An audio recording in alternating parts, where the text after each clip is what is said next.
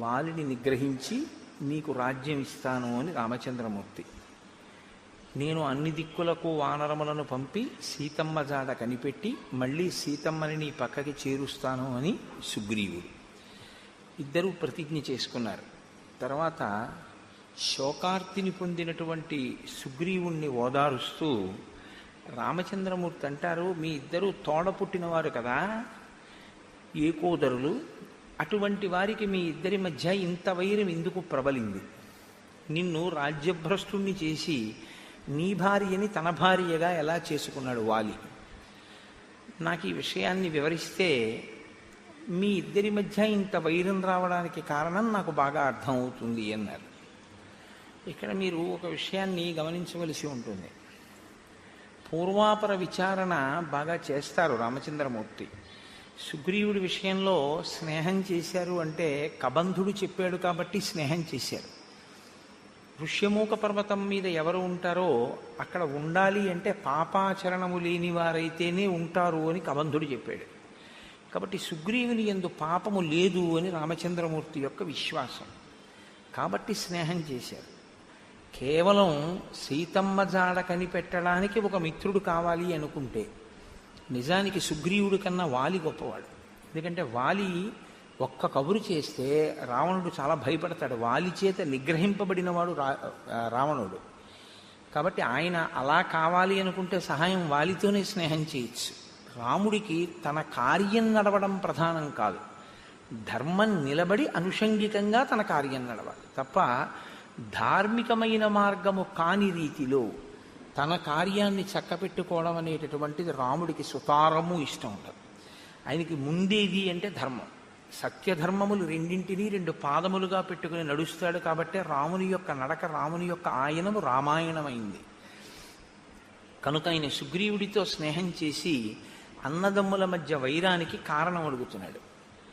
ఇది రామచంద్రమూర్తి అడగడం ఆయనకి కొద్దిగా ఆశ్చర్యంగానే ఉంటుంది. ఎందుకనంటే రామలక్ష్మణ భరత శత్రుఘ్నులు నలుగురు కూడా అంత అన్యోన్యమైనటువంటి సోదర ప్రేమ కలిగిన వారు. ఇంత సోదర ప్రేమ కలిగినటువంటి అనుభవం ఉన్నవాడే కానీ అన్నదమ్ముల్లో ఇంత దారుణంగా తమ్ముడి భార్యని తన భార్యని చేసుకుని తమ్ముణ్ణి రాజ్యం నుంచి వెళ్ళగొట్టినటువంటి అన్నగారిని చూడడం అనేటటువంటిది రామచంద్రమూర్తికి కించిత్ కొత్తతనంగానే ఉంటుంది. కాబట్టి ఆయన కారణం అడిగారు, అసలు ఏ కారణం చేత నువ్వు బయటికి పంపబడ్డావు అంటే సుగ్రీవుడు చెప్తున్నాడు, వాలీనామ మమ భ్రాత జ్యేష్ఠ శత్రునిషూదన పితుర్బహుమతో నిత్యం మమాపి చ తథాపుర. నేను వాలి అన్నదమ్ములం. నా తండ్రి గారు వాలిని చాలా ప్రేమించాడు, పెద్ద కొడుకు కనుక. నేను కూడా వాలిని చాలా ప్రేమించాను, వాలిని చాలా గౌరవించాను. మా తండ్రి గారు శరీరాన్ని విడిచిపెట్టిన తరువాత జ్యేష్ఠ కుమారుడు కనుక వాలికి పట్టాభిషేకం జరిగింది. ఆయన రాజ్యాన్ని చేస్తున్నాడు. రాజ్యం ప్రశాసతస్తస్య పితృపైతామహం మహత్ అహం సర్వేషు కాలేషు ప్రణతః ప్రేష్యవత్స్థితః. వాలి రాజ్యం చేసేటటువంటి సమయంలో తాతలు తండ్రుల దగ్గర నుండి వచ్చినటువంటి రాజ్యాన్ని వాలి పరిపాలన చేసినటువంటి సమయంలో కూడా, అంటే రాజ్యమునందు వాలి ప్రతిష్ఠింపక పూర్వము, రాజ్యమునందు వాలి ప్రతిష్ఠింపబడిన తరువాత కూడా నేను ఆయన్ని ఒక సేవకుడు ఎలా గౌరవిస్తాడో అంత మర్యాదతో అంత గొప్పగా సేవించాను. అంటే నేను ఒక తమ్ముణ్ణి అన్న భావనతో ఎప్పుడు అహంకరించలేదు. నేను ఒక సేవకుడును అన్న భావనతోనే నేను వాలిని అనువర్తించాను. అంత గౌరవంగానూ చూశాను. ఒకానొకప్పుడు మాయావీనామ తేజస్వి పూర్వజో దుందుభేస్సుతః తేన తస్య మహద్వైరం స్త్రీకృతం విశ్రుతం పురా. ఒక స్త్రీ కారణంగా వాలికి మాయావి అనబడేటటువంటి ఒక రాక్షసునికి వైరం వచ్చింది. ఈ మాయావి మయుని యొక్క కుమారులలో పెద్దవాడు. అంటే మీకు వాలి యొక్క శీలం ఇటువంటిది, సుగ్రీవుని యొక్క శీలం ఇటువంటిది. ఒక గీత గీసి మహర్షి మాటల్లోనే చూపిస్తూ ఉంటారు. ఒక స్త్రీ కారణంగా వైరం, అంటే ఒకే స్త్రీని ఇద్దరు కాంక్షించి ఉన్నారు. కాబట్టి వాలికి మయుడికి మధ్యలో అభిప్రాయ భేదాలు వచ్చాయి. ఒకానొక రాత్రి వేళ ఒక అర్ధరాత్రి సమయంలో ఆ మయుడు కిష్కింధానగరానికి చేరుకున్నాడు. అప్పటికి వాలి నిద్రపోతున్నాడు. ఆయన వచ్చి ఒక పెద్ద సింహనాదం చేశాడు. ఓ వాలి, నువ్వు బయటికి రా, నిన్ను నేను నిర్జిస్తాను, నేను అందుకే వచ్చాను. అంటే వేళాపాళాలైనటువంటి క్రౌర్యం, వేళాపాళాలైనటువంటి ఆగ్రహం. అంటే ఇంకా అతను చేరిందే తడవు కిష్కింధ, వాలిని చంపెయ్యాలన్నంత క్రుద్ధుడై ఉన్నాడు. కాబట్టి ఇప్పుడు ఆయన ఒక పెద్ద కేక వేశాడు.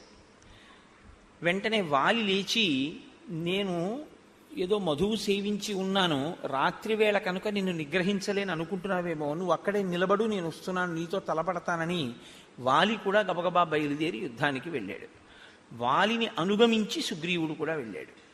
ఎందుకనంటే వాలి సుగ్రీవుల యొక్క ప్రేమ, ఈ వైరం రానంతకాలం కూడా రామలక్ష్మణుల మధ్య ప్రేమ ఎలా ఉంటుందో అలాగే ఉంటుంది అని నేను మాట అంటే అంత పెద్ద దోషభూయిష్టమైనటువంటి మాట ఏం కాదది. ఎందుకంటే ఇంచుమించు అంత ప్రేమతోనూ ఉంటారు ఇద్దరు. సుగ్రీవుడు అలా అనువర్తించాడు, వాలి కూడా అంత ప్రేమించినట్లే కనపడుతుంది మనకి. కాబట్టి సతుమే భ్రాతరం దృష్ట్వా మాంచ దూరాదవస్థితం అసురో జాత సంత్రాస ప్రదుద్రావ తతో భృశం. చాలా దూరం నుంచి వాలిని సుగ్రీవుణ్ణి చూశాడు.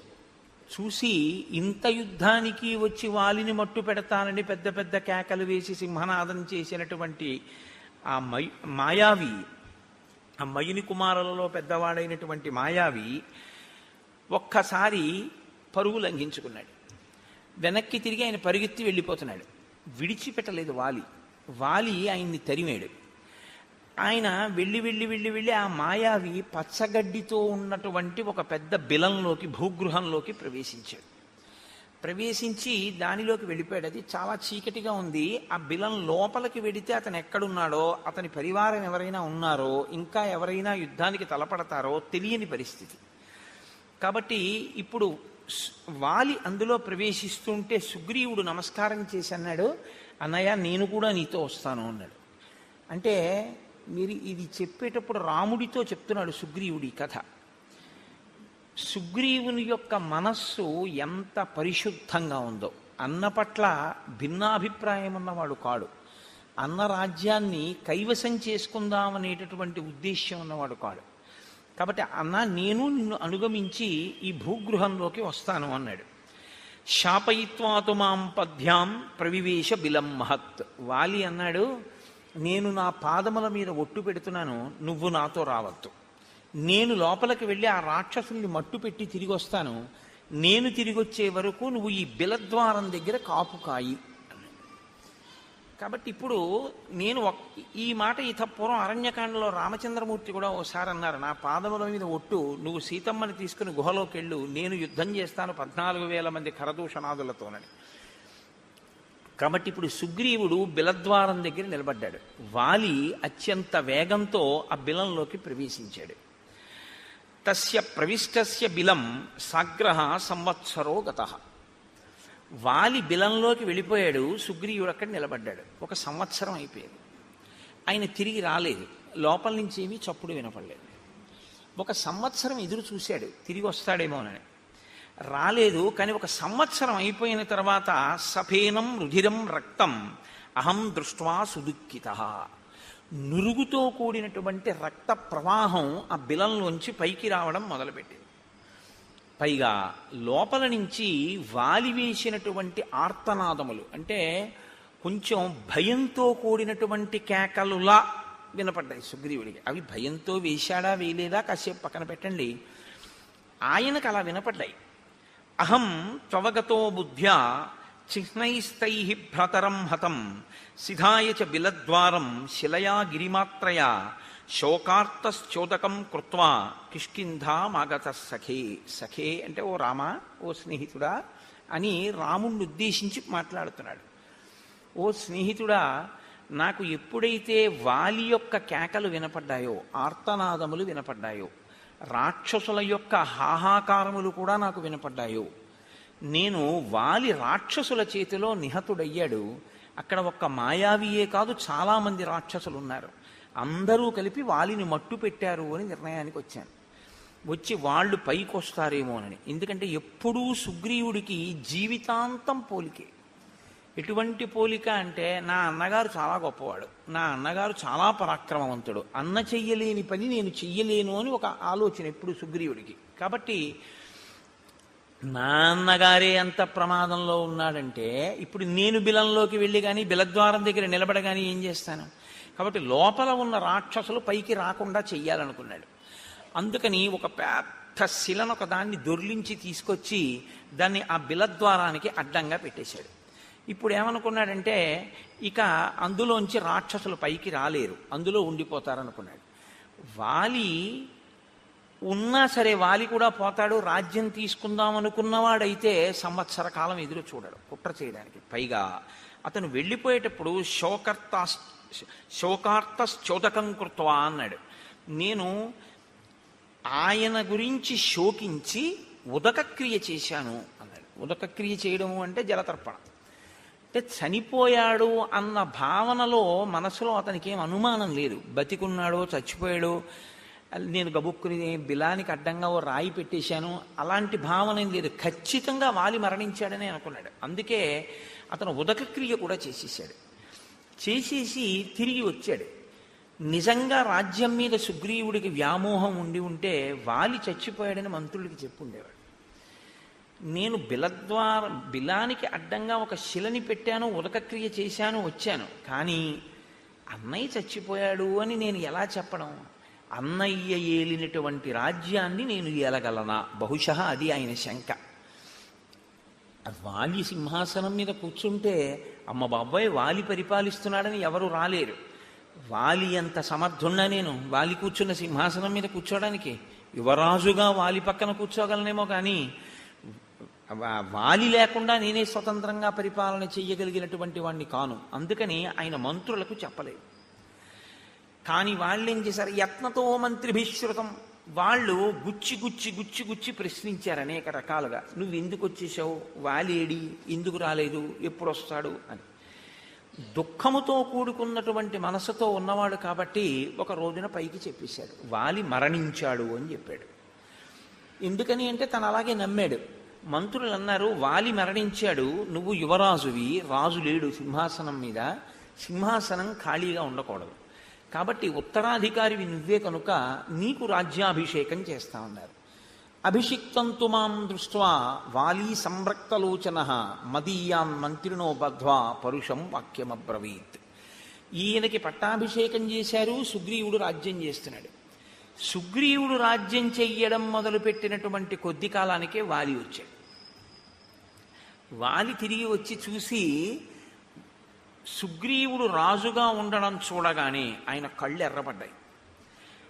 కుట్ర చేసి రాజ్యం పుచ్చుకున్నాడు అన్న భావన ఏర్పడింది. ఆయన సుగ్రీవుడిని అడగలేదు. అసలు సుగ్రీవుడు మాట్లాడడానికి కానీ సుగ్రీవుడు చెప్పడానికి కానీ అవకాశం ఇవ్వలేదు.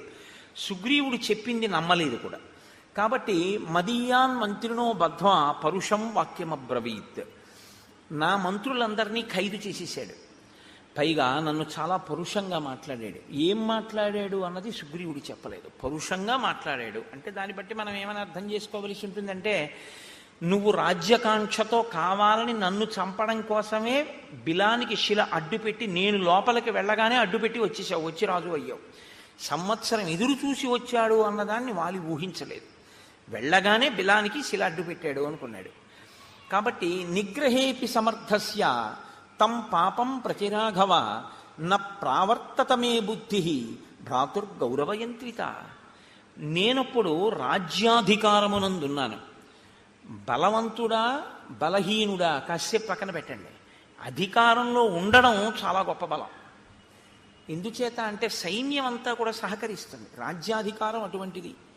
కాబట్టి నేను అధికారంలో ఉన్నాను కాబట్టి నేనే తలుచుకుంటే వాలిని నిగ్రహించగలను, కానీ నేను నిగ్రహించలేదు. హత్వా శత్రుం సమే భ్రాత ప్రవివేశ పురంతదా మానయంస్తం మహాత్మానం యథావచ్చాభ్యవాదయం. నేను అభివాదం చేశాను. మొన్నటి రోజున మీకు నేను మనవి చేశాను, అభివాదము అన్న మాటకు అర్థం ఏమిటో. అభివాదము అంటే నిలబడి చేసేది కాదు, వంగి మోకాళ్ళ మీద రెండు చెవులు పట్టుకుని చేస్తే అభివాదం. కాబట్టి రెండు చెవులు పట్టుకుని నేను అభివాదం చేశాను. అలా అభివాదం చేస్తే గుర్తేమిటంటే ఆశీర్వచనాన్ని అపేక్షించినట్లు. అభివాదం చేసినప్పుడు వెంటనే ఆశీర్వచనం చేస్తారు. కాబట్టి నాకు ఆశీర్వచనం చెయ్యలేదు మా అన్నయ్య. నేను అభివాదం చేసి మా అన్న పక్కన నిలబడ్డాను. ఉక్తాశ్చ నాశిషస్తేన సంతుష్టేన అంతరాత్మన. ఆయన మనసులో తృప్తిని పొందలేదు నేను అలా అభివాదం చేసినా కూడా. ఆయన నాకు ఆశీర్వచనం చెయ్యలేదు. నత్వా పాదావహం తస్య మకుటేనా స్పృశం ప్రభో అపి వాలీవమ క్రోధాత్ న ప్రసాదం చకారసః. నేను నా కిరీటం ఆయన పాదాలకు తగిలేటట్టుగా వంగి ఆయన పాదములకు నా కిరీటాన్ని తగల్చి నమస్కరించాను.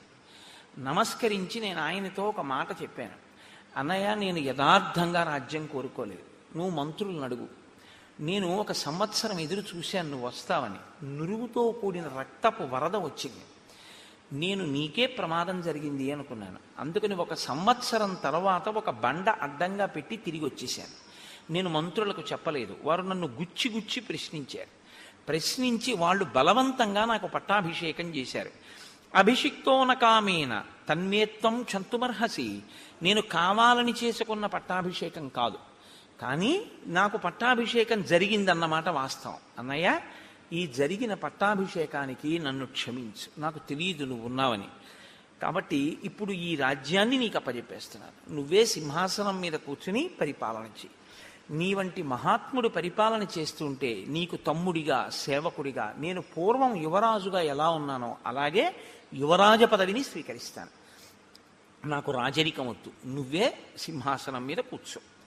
కాబట్టి ఇప్పుడు సుగ్రీవుని యొక్క మనస్సులో పాపభావన లేదు, ఆయనకి రాజ్యకాంక్ష లేదు. ఎందుకంటే కొన్నాళ్ళు సింహాసనం మీద ప్రభువుగా కూర్చున్నాడు. ప్రభువుగా కూర్చున్నవాడు అకస్మాత్తుగా మళ్ళీ యువరాజుగా రావడం అనేటటువంటిది ఎవ్వరికీ అంగీకారయోగ్యం కాదు. యువరాజు రాజు తర్వాత ఉండేటటువంటి రాజరికం. ఒకసారి రాచరికం చేసి మళ్ళీ యువరాజుగా కూర్చోవడం అనేటటువంటిది ఒక వ్యక్తి అంగీకరించగలిగినటువంటి విషయం కాదు, అంత తేలిక కాదది.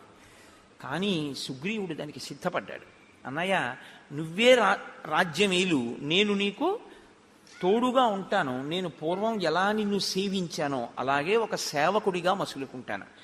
నేను యువరాజుగానే ఉంటాను అని అభ్యర్థించాను. కానీ వాలి సభని ఏర్పాటు చేసి మంత్రుల్ని, పౌరుల్ని అందరినీ పిలిచాడు. పిలిచి ఒక మాట అన్నాడు. జరిగిన కథంతా చెప్పాడు. మాయావి వెంట మేము పరిగెత్తడం, తను బిలంలోకి వెళ్ళడం అన్నీ చెప్పి ఆ సభలో ఉన్న వారితో ఏం చెప్పాడంటే, ఈ దుర్మార్గుడు రాజ్యాన్ని కాంక్షించి నేను బిలంలోకి వెళ్ళగానే శిల అడ్డుపెట్టి వెళ్ళిపోయాడు. నేను తీరా మాయావిని వెతుక్కుంటూ లోపలికి వెళ్ళినటువంటి 1 సంవత్సరం తర్వాత నాకు ఆ మాయావి కనపడ్డాడంటే అది ఎంత పెద్ద బిలమో. ఆయనతో పాటు అక్కడ చాలామంది రాక్షసులు ఉన్నారు. నేను ఈ రాక్షసులందరినీ పరిమార్చాను. గుహ నెత్తుటితో నిండిపోయింది. నెత్తుటితో నిండిపోతే నేను ఆ గుహ నుంచి బయటపడవలసి వచ్చింది. తీరా నేను లోపల నుంచి సుగ్రీవా సుగ్రీవా సుగ్రీవా అని ఎంత అరిచినా నాకు జవాబు రాలేదు. నేను బయటికి వెడదామని వస్తే శిల అడ్డు పెట్టేసింది. నేను నా పాదములతో అనేక పర్యాయములు ఆ శిలని తన్నాను. తంతే ఆ శిల బద్దలైంది. బద్దలైన తరువాత నేను బయటికి రాగలిగాను. ఈ క్రూరాత్ముడు ఇంత దుశ్చర్య చేసి నువ్విక్కడ ఉండు అని చెప్తే ఉండడం మానేసి శిలని అడ్డుపెట్టి ఇక్కడికొచ్చి రాజ్యాన్ని తీసుకున్నాడు. కాబట్టి వీడు నా పట్ల క్రూరంగా వ్యవహరించాడు, కాబట్టి నేను వీడిని చంపేస్తానన్నాడు అని నా భార్య రుమని తన భార్యగా స్వీకరించాడు. ఇక్కడ మీరు ఒక విషయాన్ని గమనించవలసి ఉంటుంది. తార అని ఒక ఆవిడ ఉంది, వాలి భార్య. వాలి భార్య తార, సుగ్రీవుడి భార్య రుమ.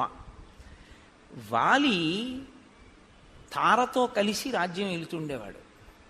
వాలి మరణించాడు అని తెలిసిన తర్వాత, అంటే వాలి మరణించాడు అనుకున్న తర్వాత ఆమె సుగ్రీవుడికి భార్య అయింది తార.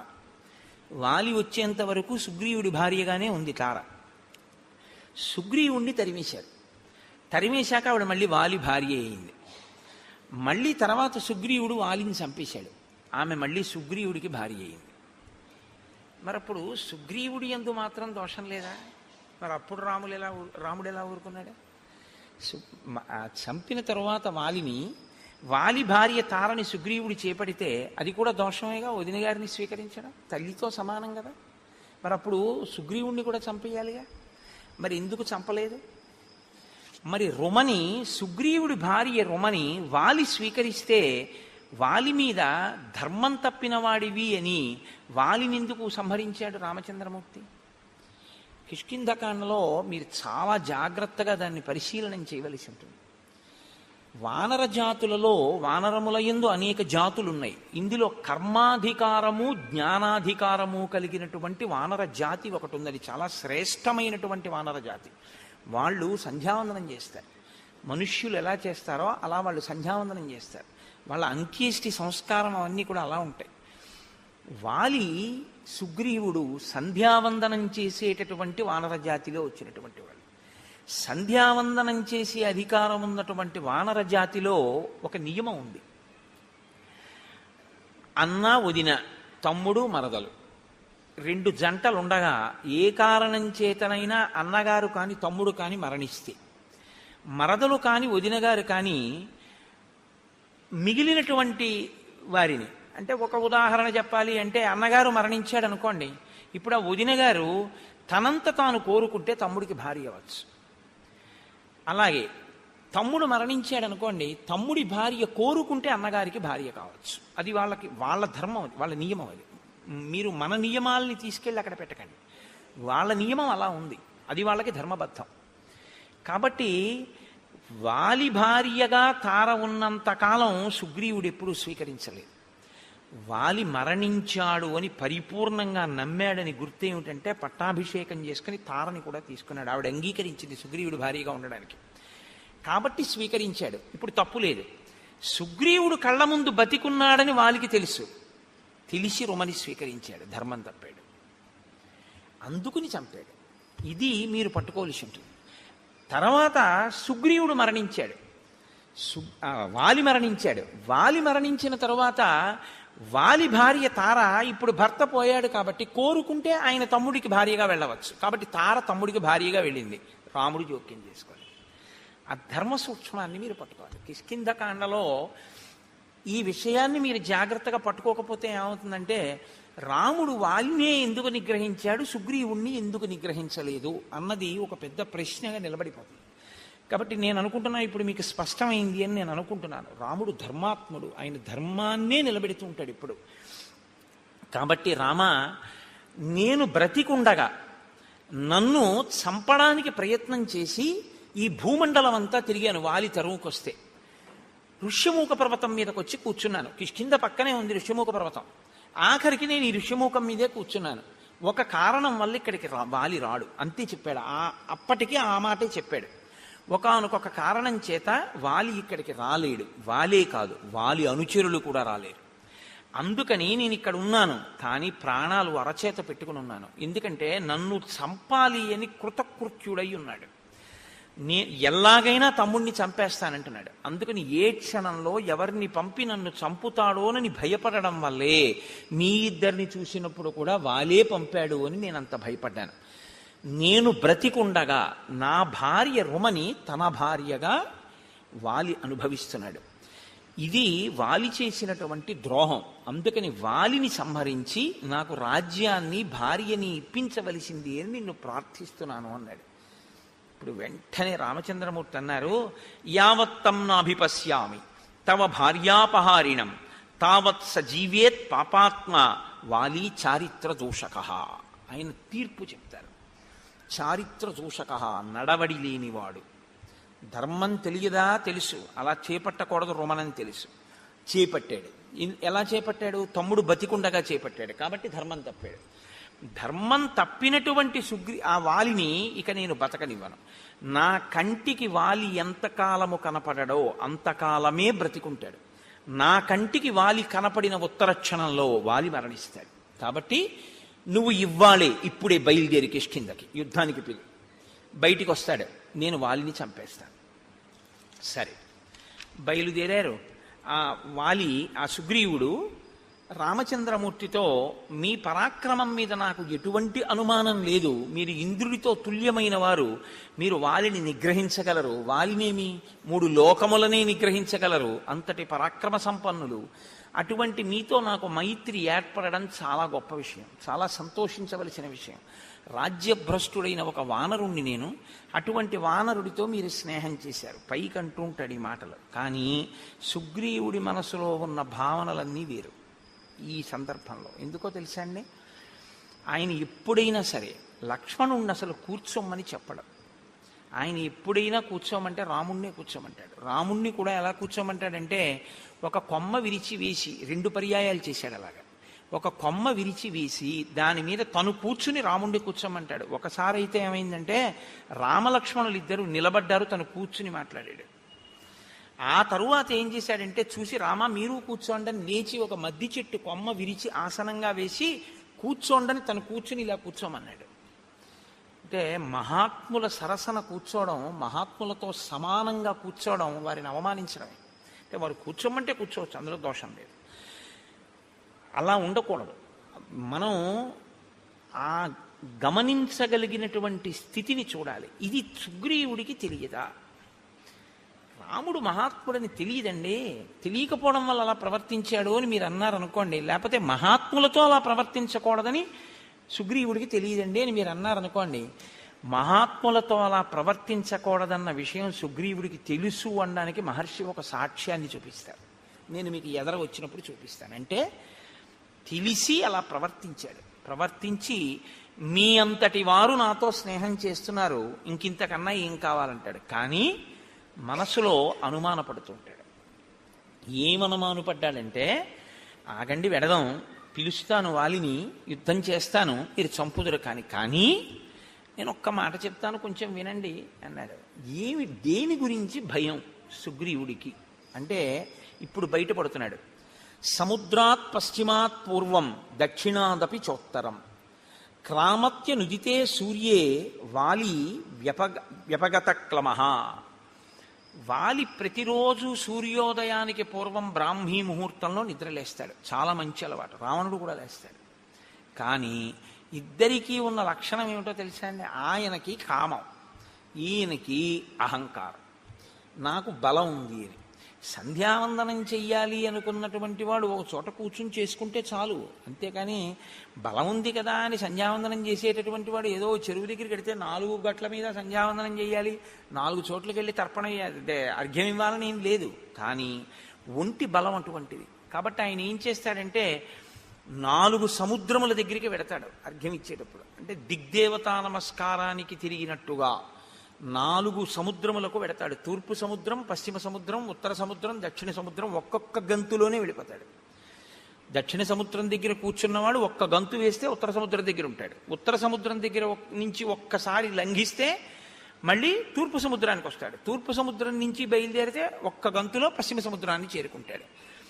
మా అన్నయ్య అంత వేగంగా సంధ్యావందనానికి వెడతాడు. సంధ్యావందనానికి వెళ్ళేటప్పుడు పెద్ద అలా వెళ్ళాలనేటటువంటి ఒక వ్యగ్రత ఏమీ ఉండదు. సంధ్యావందనం అనేటటువంటిది చాలా ప్రశాంతంగా చేసేటటువంటి స్థితి. మీరు విన్నారో లేదో, రాముడు అరణ్యవాసానికి రాగానే గంగా తీరంలో గుహుడి దగ్గరికి వెళ్ళాడు.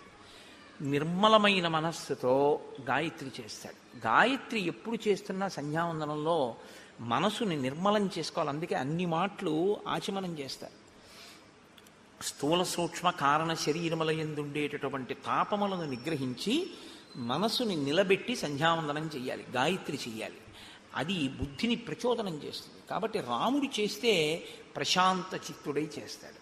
వాలి చేస్తే తన బలాన్ని బయట పెట్టుకునేటట్టు చేస్తాడు. సంధ్యావందనంలా చెయ్యాలి తప్ప సంధ్యావందనం వేళంబరానికి వెటకారాలకి సంధ్యావందనాలు చేయకూడదు.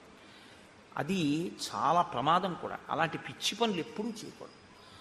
దాన్ని చేసేటప్పుడు తదేక దృష్టితో జాగ్రత్తగా ఆ మర్యాదతో ఆ గౌరవంతో చేయవలసి ఉంటుంది. కాబట్టి 4 సముద్రముల దగ్గరికి వెడతాడు మా అన్నయ్య. ఒక్కొక్క గంతులో వెళ్ళిపోతాడు. అయిపోయిన తరువాత ఏం చేస్తాడో తెలుసా? సంధ్యావందనం అయ్యాక అంటే సూర్యోదయం అయిపోయే లోపల ప్రాయశ్చిత్తం లేకుండా కదా అర్ఘ్యం ఇచ్చేయాలి. కాబట్టి త్వరతో ముందు సంధ్యావందనం చేస్తాడు. చేసిన వెంటనే ఏం చేస్తాడంటే అగ్రాణ్యారుహ్య శైలానాం శిఖరాణి మహాంత్యపి ఊర్ధ్వముత్పాత్య తరసా ప్రతిగృహ్ణాతి వీర్యవాన్. ఆయన పర్వతముల యొక్క శిఖరముల దగ్గరికి వెళ్ళి నించుంటాడు. నించుని ఆ పర్వత శిఖరములను ఊపి చేత్తో బంతులు పట్టుకున్నట్టు పట్టుకుంటాడు. పట్టుకుని ఈ శిఖరములను గాలిలోకి ఎగరేస్తాడు. ఎగరేసి పట్టుకుంటూ ఉంటాడు కింద పడకుండా. పర్వత శిఖరములను పిరికి ఆడుకోవడం మా వాడికి పొద్దున్నే చేసుకునే వ్యాయామం లాంటిది. బంతి ఆట కింద లెక్క అది. శిఖరములతో ఆడుకుంటాడు అలాగా. అంటే ఎంతటి బలవంతుడో, ఎంతటి వేగమున్నవాడో గమనించు.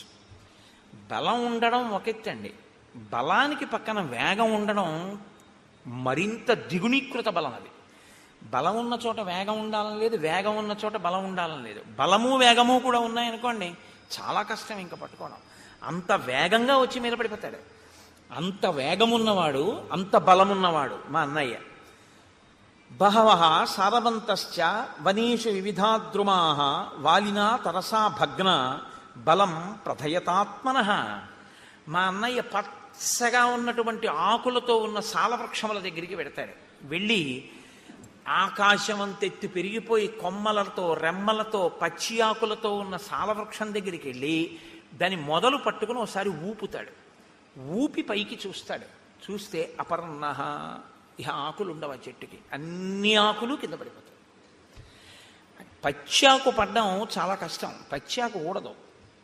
కానీ మా అన్నయ్య సాలవృక్షాన్ని కదిపితే ఆకులన్నీ ఊడి కింద పడిపోతాయి. అంతటి మహాబలవంతుడు. అంటే ఏమిటి? నిన్ను నమ్మి నేను వెళ్ళచ్చా? నేను వెళ్ళి యుద్ధానికి పిలిచిన తరువాత నువ్వు తట్టుకోలేకపోతే, ఏదో వాలి చంపేస్తానంటున్నావు, మంచిదే పాపం, ఏదో మిత్రత్వంతో. కానీ తీరా అక్కడికి నువ్వు వచ్చి కాళ్ళు చాపావనుకో, నా పరిస్థితి ఏమిటి? వదిలిపెట్టండి నన్ను ఇంకా. కాబట్టి మా అన్నయ్య బలం ఏమిటో ముందు తెలుసుకో. అంటే రాముని మీద కించిత్ అనుమానం ఉంది. రాముని యొక్క బలం మీద పరిపూర్ణమైనటువంటి విశ్వాసం ఉన్నవాడు కాదు.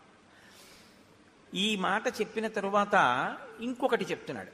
మహిషోదుందుభిర్నామ కైలాస శిఖర ప్రభ బలం నాగసహస్రస్య ధరయామాస వీర్యవాన్.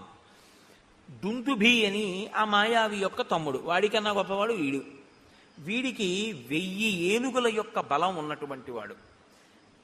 1000 ఏనుగుల బలం ఉంటే వచ్చిన ఇబ్బంది ఏముందండి? దానికి పెద్ద గొడవ ఏముంది? ఆయన బలం అయింది, ఆయన తిండి అయింది. కానీ వచ్చిన బాధ ఏమిటంటే బలం ఉంది కాబట్టి రోజు ఎవరో ఒకళ్ళతో యుద్ధానికి వెళ్తాడు. యుద్ధానికి వెళ్ళడానికి ఆయనకి ఈయనకి ఏమీ అభిప్రాయ భేదాలు ఉండక్కర్లేదు. బలవంతులు ఎవరని అడుగుతాడు. బలానా ఆయన బలవంతుడండి అన్నారనుకోండి, నేను పొద్దున్నే వెళ్ళి వాళ్ళ ఇంటి ముందుకు వెళ్ళి జబ్బలు ధరుస్తాడు. వస్తావా రావా యుద్ధం చేస్తానంటాడు. అంటే ఓడించేయాలంతే. నేను బలవంతుడననేటటువంటి ఒక ఖండకావరం అనమాట. కాబట్టి ఈ దుందుబి 1000 ఏనుగుల బలం ఉన్నవాడు కాబట్టి ఒకసారి సముద్రుడి దగ్గరికి వెళ్ళాడు. సముద్రుడు అనంతమై గంభీరంగా ఉంటాడు కాబట్టి ఆయన దగ్గరికి వెళ్ళి జబ్బలు చరిచి అన్నాడు, నువ్వు ఇంత పెద్ద సముద్రుడు ఉన్నావు, ఇంత బలవంతుడు అంటారు, ఇవాల్టితో నీ పొగరనిచేస్తాను, రా యుద్ధానికి అన్నాడు. ఆయన ఏం చేశాడు అంటే ఆయన ఏం చెయ్యక్కర్లేదు. బలం ఉంది కాబట్టి గొడవ పెట్టుకుంటూ ఉంటాడు. అదే రాక్షస ప్రవృత్తి అంటే, అంతకన్నా ఇంకేముండదు. కాబట్టి ఎప్పుడైనా అటువంటి వాడు మీకు కనపడితే మీరేం చేయాలంటే సముద్రుల్లా హిమవంతుల్లా మాట్లాడాలి అని గుర్తుపెట్టుకోండి. తప్ప మీరు యుద్ధానికి వెళ్ళిపోకూడదు, వాళ్ళే మీరు కూడా రెచ్చిపోకూడదు. కాబట్టి సముద్రుడు ఎంత గంభీరంగా మాట్లాడాడంటే ఆయనే గాంభీర్యం సముద్రం అంటే. తత సముద్రో ధర్మాత్మ సముద్ధాయ మహాబల అబ్రవీద్వచనం రాజనం అసురం కలచూదితం. కాలము చేత గ్రసింపబడడానికి సిద్ధపడుతున్నటువంటి ఆ దుందుబికి ఈ కండకావరం పెరిగింది. కాబట్టి సముద్రుడి దగ్గరికి వెడితే సముద్రుడు లేచన్నాడు, నీతో నేనేమి యుద్ధం చేస్తానయ్యా? సమర్థో నాస్మితే దాతుం యుద్ధం యుద్ధ విశారద శ్రూయతాం చాభిదాస్యామి యస్తే యుద్ధం ప్రదాస్యతి. శైలరాజో మహారణ్యే తపస్వి శరణం పరం శంకర శ్వశురో నామ్నా హిమవానితి విశ్రుత గృహప్రస్రవణోపేతో బహుకందర నిర్ఝర స సమర్థస్తవ ప్రీతిం అతులాం కర్తుమాహవే. ఉత్తర దిక్కున హిమవంతుడున్నాడు. హిమవంతుడు చాలా పెద్ద పర్వతం. ఋషులందరూ ఆయన్ని ఆశ్రయించి ఉంటారు, తపస్సు చేసుకోవడానికి ఆ హిమవత్ పర్వతం మీద ఉంటారు. ఆయన ఎందు పెద్ద పెద్ద గుహలు ఉన్నాయి, అనేకమైన నదులు పుట్టి ఆయన మీద ప్రవహిస్తూ ఉంటాయి. అంత బలవంతుడు, పైగా శంకరుడికి మామగారు. కాబట్టి ఆ హిమవంతుడి దగ్గరికి వెళ్ళి అడుగు, ఆయన చేస్తాడు యుద్ధం. నీలాంటి వాడితో నేనేం యుద్ధం చేస్తాను, కాబట్టి నాతో యుద్ధం అక్కర్లేదు, నేనే చెప్తున్నానుగా చేయలేనని ఆయన దగ్గరికి వెళ్ళి అన్నాడు. వాడు వెంటనే అయితే నువ్వు చేయలేవన్నమాట, కాబట్టి ఓడిపోయినట్టే. వాడికి అక్కడతో ఆ కోరిక తీరిపోయింది. కాబట్టి ఇప్పుడు కానీ వాడికి ఆ తీట వదిలిపోతూ ఉండాలి, రోజు ఎవరో ఒకళ్ళతో యుద్ధం చెయ్యాలి వాడు. కాబట్టి వాడు హిమవంతుడి దగ్గరికి వెళ్ళాడు. పిలిచి, నువ్వు నాతో యుద్ధం చెయ్యాలి, సముద్రుడు నీ గురించి ఇంత గొప్పగా చెప్పాడు, నేను నీతో యుద్ధానికి వచ్చానన్నాడు. అంటే ఆయన అన్నాడు, దేనికి యుద్ధం, మన ఇద్దరి మధ్య వైరం ఏం లేదు, నిష్కారణంగా నాతో యుద్ధం ఎందుకు అంటే, లేదు నాకు బలం ఉంది, నువ్వు బలవంతుడవో నేను బలవంతుడినో తేలిపోవాలన్నాడు. నీ అంత బలవంతుడిని నేను కాదని నేనే చెప్తున్నాను. నేనేదో తాపసులకి ఆశ్చర్యం ఇస్తూ ఉంటాను, వాళ్ళు తపస్సు చేసుకుంటూ ఉంటారు నా దగ్గర, నేను అందుకు పనికి వచ్చేవాడినే కానీ ఇలా యుద్ధాలు అవినే చేయలేనన్నాడు. నువ్వు యుద్ధమన్నా చెయ్యి, నాతో యుద్ధం చేసేవాడిని అన్నా చూపించన్నాడు. అదో పెద్ద విచిత్రమైనటువంటి విషయం. ఒక్కొక్కడి స్థితి, రాక్షసత్వం అన్న మాట అంత ప్రబలంగా ఉంటుంది వాళ్ళలో ఉండేటటువంటి మనఃప్రవృత్తి.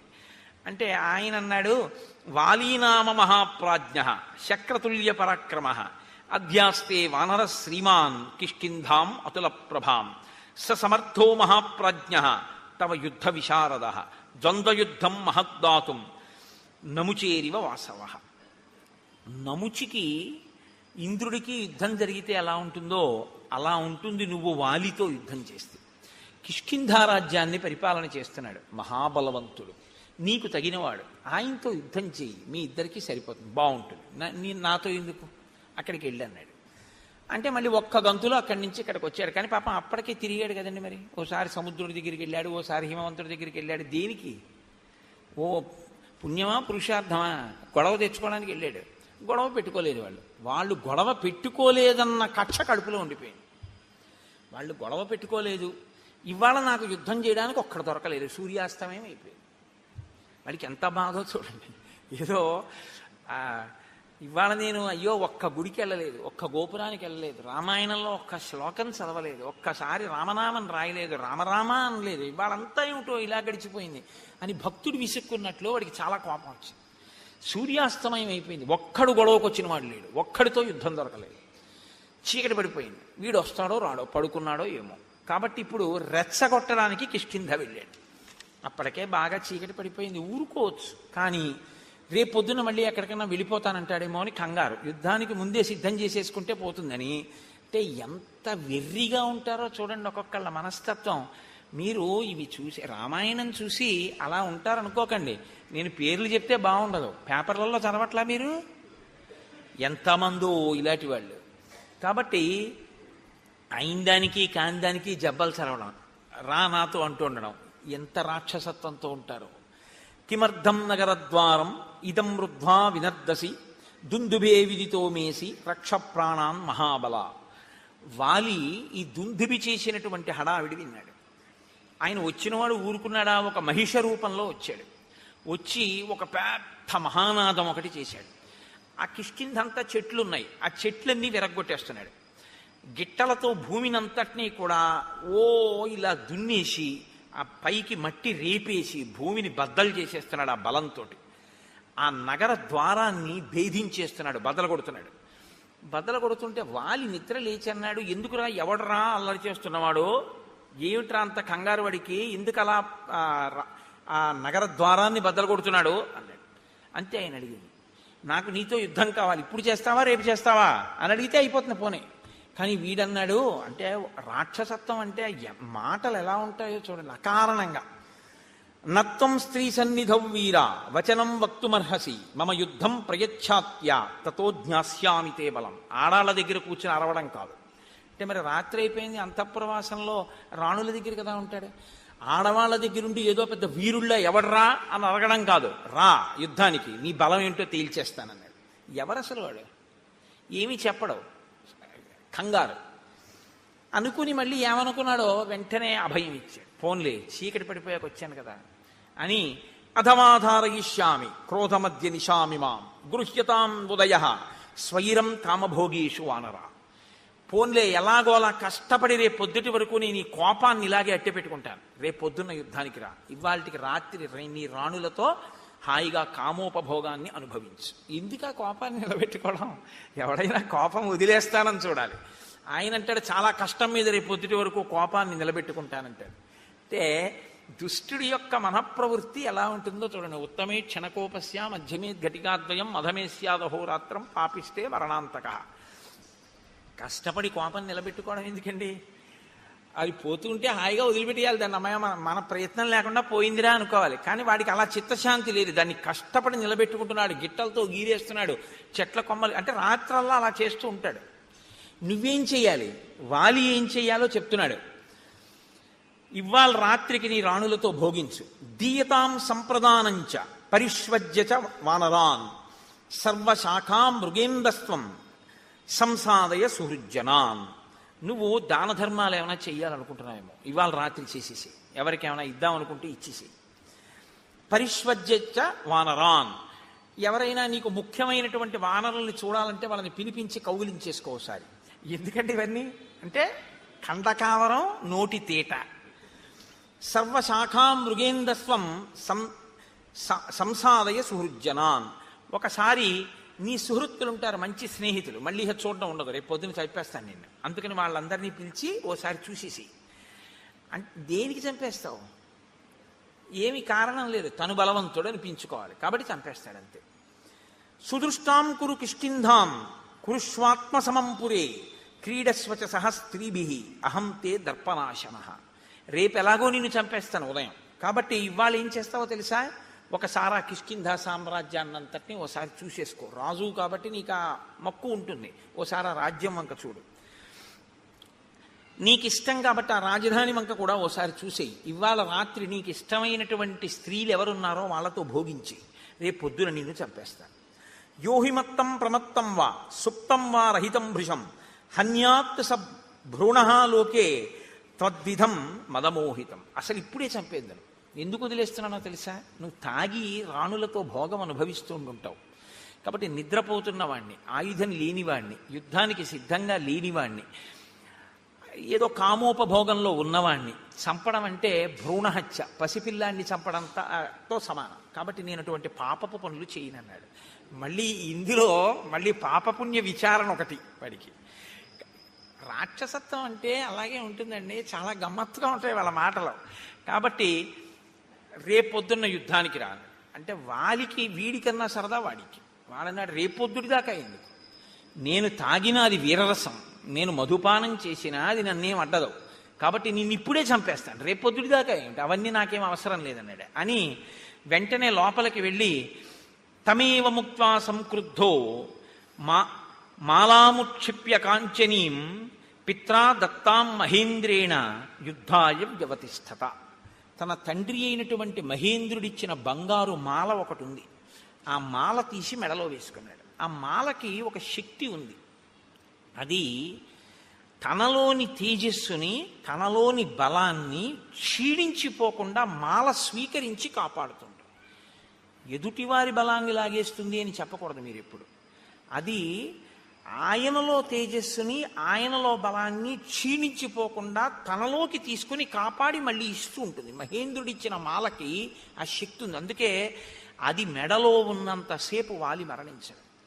వాలి మరణించాలి అంటే అది మెడలోంచి తీసేయాలి, అది మెడలోంచి తీస్తేనే మరణిస్తాడు. కాబట్టి ఇప్పుడు ఆ హారాన్ని మెడలో వేసుకున్నాడు. వేసుకుని వెళ్ళి ఆ 2 కొమ్ములు పట్టుకుని ఎవడరా దుందుభి నువ్వే అని అన్నాడు. అవును నేనే అన్నాడు. రేపు పొద్దుడు దాకా ఎందుకు ఇప్పుడు రా అని 2 కొమ్ములు పట్టుకుని విరిచేశాడు. ఇంత అల్లరి చేసిన వాడు ఏమీ లేదు. 4 పిడిగుద్దులు గుద్దాడు, ముక్కులోంచి, చెవుల్లోంచి, నోట్లోంచి నెత్తురు కక్కుని ఢామ్మని చచ్చిపోయాడు.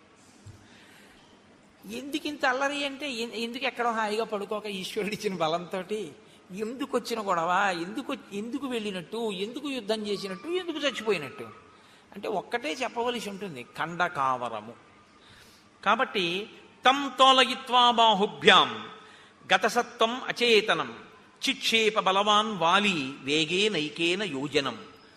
అదిగో అప్పుడు మా అన్న వాలి ఏం చేశాడో తెలుసా? ఆ చనిపోయినటువంటి దుందుభిని కోపంతో వాడు కొన ప్రాణంతో ఉండగా రెండు చేతులతో పైకెత్తి గిర్ర గిర్ర గిర్ర గిర్ర తిప్పి విసిరిశాడు. పర్వతం అంత శరీరం ఉన్నవాడు దుందుబి.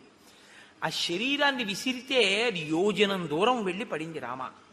ఇదిగో ఆ పడిపోయిన శరీరమే ఇప్పుడు అస్థిపంజరం అయిపోయింది, ఎండిపోయి అది ఇలా అయిపోయింది.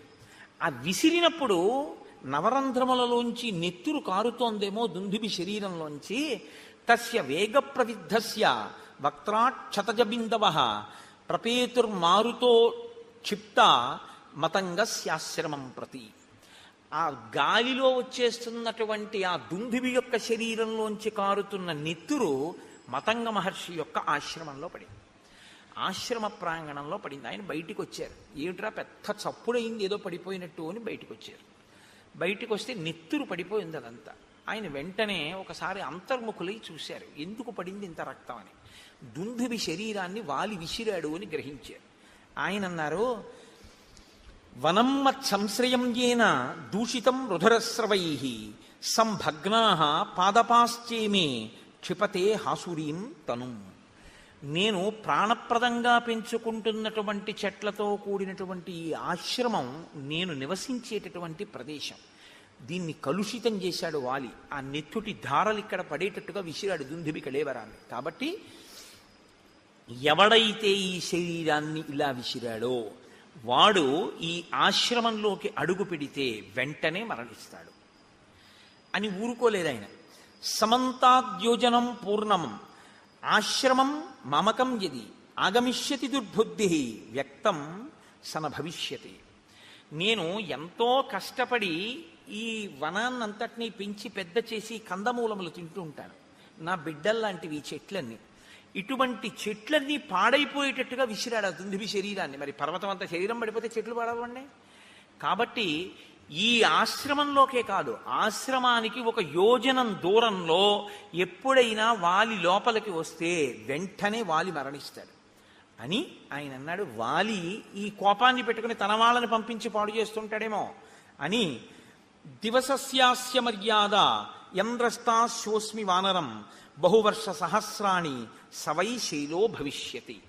వాలికి సంబంధించినటువంటి వాళ్ళు, వాలి సైన్యంలో ఉన్నవాళ్ళు కానీ వాలి పరివారంలో ఉన్నవాళ్ళు కానీ ఎవరైనా ఒక్కరోజు సమయం ఇస్తున్నారు. ఇప్పటికిప్పుడు వెళ్ళిపోమంటే వెళ్ళిపోరు. కాబట్టి 24 గంటలలో వాళ్ళు ఇక్కడ ఉన్నటువంటి ఈ ఋష్యమూక పర్వత శిఖరములన్నిటి నుంచి ఖాళీ చేసి వెళ్ళిపోవాలి. అలా కాని వెళ్ళకపోతే, వాళ్ళు ఈ ఋష్యమూక పర్వతాల మీద ఉంటే, నేను తిరుగుతున్నప్పుడు వాళ్ళు నా కంట పడగానే వాళ్ళు కొన్ని సంవత్సరముల పాటు శిలలైపోతారు అన్నాడు. అనేటప్పటికీ వాలికి సంబంధించినటువంటి వానరుల పర్వతం అంతా ఖాళీ చేసి కిష్కిందకి వెళ్ళిపోయారు. అంతమంది వానరులు ఋషిమూక పర్వతం నుంచి వస్తే చూసి వాలి అన్నాడు, మీ అందరు ఎందుకు వచ్చారన్నాడు. మహర్షి శపించారన్నాడు. ఆయన పరుగెత్తుకుంటూ వెళ్ళి మతంగ మహర్షి యొక్క కాళ్ళ మీద పడ్డాడు. పడితే మతంగ మహర్షి క్షమించలేదు. అలా కుదరదు, నీకు ఈ శాపం ఉంటుంది అని చెప్పి ఆయన లోపలికి వెళ్ళిపోయారు. కాబట్టి మా అన్నకి భయం. కాబట్టి మా అన్న ఎప్పుడూ ఈ దరిదాపులకు రాడు. అందుకని నేను ఈ ఋష్యమూక పర్వతం మీద మతంగ మహర్షి యొక్క ఆశ్రమం చుట్టూ ఉన్నటువంటి ప్రాంతంలో ఇక్కడ బ్రతుకుతున్నాను. కాబట్టి రామ, ప్రాణములు గుప్పెట్లో పెట్టుకుని ఉన్నాను. ఇది దుందుబి యొక్క కళేవరం అని ఇప్పుడు రాముణ్ణి ఇంకొంచెం దూరం తీసుకెళ్ళాడు. తీసుకెళ్ళి ఇమేచ విపులాహ సాలాహ సప్త శాఖావలంబిన ఎత్రైకం ఘటతే వాలి నిష్పత్రయితు మోజస. ఇవిగో ఇవే 7 సాల వృక్షాలు వరుసగా ఉన్నాయి, చూసావా? ఇవి 7. ఇవే ఉదయం సంధ్యావందనం చేసుకున్న తర్వాత మా అన్నయ్య వచ్చి దీన్ని కదిపేవాడు. దీన్ని ఊపితేనే ఆకులన్నీ రాలిపోతాయి. రామ, మా అన్నయ్య ఇంత బలవంతుడు, ఇంత వేగం ఉన్నవాడు, నేను చెప్పవలసింది చెప్పాను. నీకు నమ్మకం ఉందా వాలిని చంపగలనని అని అడిగాడు. అంటే ఇంత చెప్పినా బలవంతుణ్ణి అనుకుంటున్నావా? నిజంగా అంత బలం ఉందా అంటే రాముడు ఏమనలేదు, లక్ష్మణుడు నవ్వాడు. ఆయన అన్నాడు, తథాబ్రువాణం సుగ్రీవం ప్రహసన్ లక్ష్మణోబ్రవీత్ కస్మిన్ కర్మణి నిర్వృత్తే శ్రద్ధద్యా వలినోవధం. ఏమి నీకు అనుమానమా? మా అన్నయ్య చంపగలడు వాలిని. వాలికి ఎంత వేగం ఉందో అంతకన్నా వేగం మా అన్నయ్య బాణానికి ఉంది. నీకు అనుమానమా? నీ చెప్తున్నాను మా అన్నయ్య చంపగలడని. అనుమానం ఉంటే ఏం చేస్తే నమ్ముతావు చెప్పు అన్నాడు. ఇప్పుడు ఏమనాలి నిజంగా నమ్మకం ఉంటే? లక్ష్మణుడు ఈ మాట అన్న తర్వాత సరే అయితే రామ నేను యుద్ధానికి ఎడతానన్నాడు. కానీ ఆయన అలా అనలేదు. సుగ్రీవుడు అన్నాడు, నువ్వు ఒక్క బాణంతో ఒక సాలవృక్షాన్ని కొడితే నేను నమ్ముతాను. ఒక బాణంతోటే కొట్టాలి, ఒక్కసారి విడిచిపెట్టాలి. ఆ బాణం ఒక సాలవృక్షాన్ని కానీ కొట్టగలిగితే నువ్వు మా అన్నయ్యని కొట్టగలవు అని నేను నమ్ముతాను. ఎందుకంటే ఒక సాలవృక్షాన్ని కలిపితే ఆకులు రాలేవి కాబట్టి వాలికి. 2 ఈ దుందుబి అస్థిపంజరం ఉంది చూసావా, దాన్ని మా అన్నయ్య ఎత్తి 2 చేతులతో యోజనం దూరం విసిరాడు. నువ్వు నీ కాలి బొటన వేలుతో దీన్ని ఎత్తి 200 ధనస్సుల దూరం విసిరి చూస్తానంటే 400 గజాలు విసిరితే నేను నమ్ముతాను అన్నాడు. అంటే సుగ్రీవుడికి నమ్మకం కలిగించడానికి ఆయన కర్మ అండి రామచంద్రమూర్తికి, ప్రయోజనం సుగ్రీవుడిది, పరీక్ష రామచంద్రమూర్తికి. అంత బలం ఉందా లేదా ముందు నాకు చూపించు అంటే డ్రైవింగ్ లైసెన్స్కి బ్రేక్ ఇన్స్పెక్టర్ గారి ముందు ఒకసారి స్కూటర్ నడిపినట్టు సుగ్రీవుడి ముందు రామచంద్రమూర్తి తన విలువిద్యని ప్రదర్శిస్తున్నారు. ఎటువంటి మహానుభావుడు, ఎటువంటి స్థితి. కాబట్టి ఇప్పుడు ఆయన అన్నాడు, సరే నీకు నా బలం తెలియాలి అంతే కదా. అంటే వెంటనే సుగ్రీవుడు అంటాడు, అయ్యయ్యో మీ బలం నాకు తెలియక కాదు, మీరు దేవేంద్రుడు అంతటి బలవంతులు. మీరు దేవేంద్రుడిని ఏమిటి 3 లోకములను నిగ్రహిస్తారు, అంతటి బలపరాక్రమములు ఉన్నవారు. దశరథ మహారాజు గారి కొడుకు, మహానుభావుడివి, అస్త్రశస్త్రములు ఎరిగిన వాడివి. కానీ వచ్చిన ఇబ్బంది ఏమిటంటే మా అన్నయ్య బలం నాకు ప్రత్యక్షంగా తెలుసు, నీ బలం విన్నానంతే, నాకు ప్రత్యక్షంగా తెలియదు. కింతు తస్య బలజ్ఞోహం బలశాలిన అప్రత్యక్షం తుమే వీర్యం సమరేతవ రాఘవ. మా అన్నయ్య యుద్ధాలు చేయడం నేను చూశాను, మా అన్నయ్య ఓడిపోవడం అన్నది నేను చూడలేదు. వాళ్ళెప్పుడు ఓడిపోలేరు జీవితంలో, కాబట్టి వాలి ఓడిపోవడం అన్నది నేను చూడలేదు. బలానా దానికి ఓడిపోతాడని చెప్పడం కుదరదు. అంత వేగం, అంత బలం నీకు ఉంది అని నేను విన్నాను, కానీ నేను ఎప్పుడు చూడలేదు. కాబట్టి ప్రత్యక్షంగా చూస్తే ధైర్యం వేరు. కాబట్టి ఓసారి ఇవి 2 చేసి చూపిస్తే నమ్ముతాడు. పైకి నమ్మినట్టే ఉంటాడు, కానీ ఓసారి ఈ కంటితో చూస్తే కానీ నమ్మనంటుంటాడు. సుగ్రీవుణ్ణి అనక్కర్లేదండి, మనందరం అంతే కదా. మీరు కాదు, మీరు పెద్దలు, నేను మిమ్మల్ని అంటలేదు. నా ఓటిగాడు ఈశ్వరుడు ఉన్నాడు అంటుంటాను, కానీ ఏమో ఎందుకైనా మంచిది మన గొడవ మనం చూసుకుంటుంటే అంటుంటాం. నమ్మినట్టు ఉంటాం, కానీ అవును ప్రహ్లాదుని రక్షించాడు, అవును రామచంద్రమూర్తి అదేంటి వానరులందరినీ రక్షించారు అంటాం, రామాయణం అంతా చెప్తాం, కానీ మన అపనమ్మకం మందే. సుగ్రీవుడు అంతే. కాబట్టి ఇప్పుడు ఆయన నీకు నమ్మకం కలగడం కోసం నేను ఈ దుందిపి కళేబరాన్ని ఎత్తి విసరాలంతే కదా అని, ఏదైనా ప్రత్యయోస్మాసు విక్రమే తవ వానర ప్రత్యయం సమరే శిలాఘ్యం అహముత్పాదయామితే రాఘవో దుందుభే కాయం పాదాంగుష్ఠేన లీలయా తోలయిత్వా మహాబాహు చిక్షేప దశయోజనం. వాలి 2 చేతులతో ఎత్తి గిరగిరా తిప్పి 1 యోజనం విసిరినటువంటి దుందుభి యొక్క కళేబరాన్ని రామచంద్రమూర్తి తన కాలి బొటన వేలితో పైకెత్తి దశయోజనం చిక్షేప దశయోజనం 10 యోజనముల దూరం విసిరిశారు కాలి బొటన వేలితో. నమ్ముతావా అన్నాడు. అంటే ఆయన అన్నాడు, అప్పుడు మా అన్నయ్య చంపినప్పుడు అది పచ్చిగా ఉంది, మాంసంతో ఉంది, నెత్తుటితో ఉంది, బరువుగా ఉంది, ఎత్తి యోజనం విసిరాడు. ఇప్పుడు చాలా కాలం అయిపోయింది, ఎండిపోయింది, అస్థిపంజరం అయిపోయింది. దాన్ని నువ్వు బొటన వేలుతో విసిరావు 10 యోజనాలు. ఒక్క సాలవృక్షాన్ని కూడా కొట్టు ఒక బాణంతో, కొడితే నమ్ముతాను అన్నాడు. అంటే ఇంకా ఇప్పటికీ కూడా పూర్తిగా నమ్మకం కలగలేదు. వెంటనే రాముడు స గృహీత్వా ధనుర్ఘోరం శరమేకంచమానద సాలముద్దిశ్య చిక్షేప జాస్వనై పురయం దిశ స విసృష్టో బలవత బాణస్వర్ణపరిష్కృత భిత్వా సాలాన్ గిరిప్రస్థే సప్త భూమిం వివేశ ప్రవిష్టశ్చ ముహూర్తేన ధరాం భిత్వా మహాజవ నిష్పత్య చ పునస్తూర్ణం స్వతూణీం ప్రవివేశ తాన్ దృష్ట్వా సప్త నిర్భిన్నాన్ సాలాన్ వానరపుంగవ రామస్య శరవేగేన విస్మయం పరమంగతః. నీకు నమ్మకం కల్పించడానికి ఒక సాలవృక్షం కొట్టాలి ఒక బాణంతో, అంతే కదా అని ఒక ఘోరమైన బాణాన్ని తన అమ్ముల పొదలోంచి తీసి వింటినారికి సంధించి ఆకర్ణాంతము లాగి ఆ బాణాన్ని సాలవృక్షముల మీదకి ప్రయోగించాడు రాముడు. అది ఒక ముహూర్త కాలంలో, అంటే అనే లోపల 7 సాలవృక్షములను కొట్టి ఎదురుగుండా ఉన్న పర్వతము యొక్క శిఖరములను కొట్టి పాతాళలోకంలోకి వెళ్ళి పాతాళలోకాన్ని దర్శించి మళ్ళీ పైకొచ్చి రామచంద్రమూర్తి యొక్క అమ్ముల పొదిలోకి చేరిపోయింది ఒక ముహూర్తంలో. ఇది చూశాట. చూసి ఒక్కసారి విస్మయం పరమంగత. అబ్బా, ఇంత వేగమా రాముడి బాణానికి? మా అన్నయ్యదే వేగం అనుకున్నాను. అమ్మో, ఇలా అనేటప్పటికీ బాణం 7 సాలవృక్షములను కొట్టి పర్వతాన్ని కొట్టి ఛేదించి భూమిలోకి పాతాళంలోకి వెళ్ళి పాతాళ వివరాన్ని చూసి మళ్ళీ పైకొచ్చి అక్షయబాణ తూణీరంలోకి వెళ్ళిపోయి చేరిపోయింది.